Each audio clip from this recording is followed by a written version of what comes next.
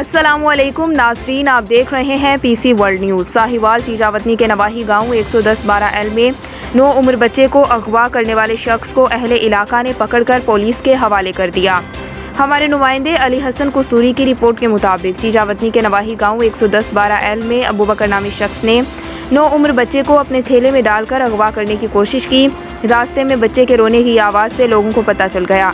इस दौरान उसने भागने की कोशिश की, लेकिन अहले इलाका ने उसकी ये कोशिश नाकाम बना दी और मौके पर पकड़कर पुलिस के हवाले कर दिया।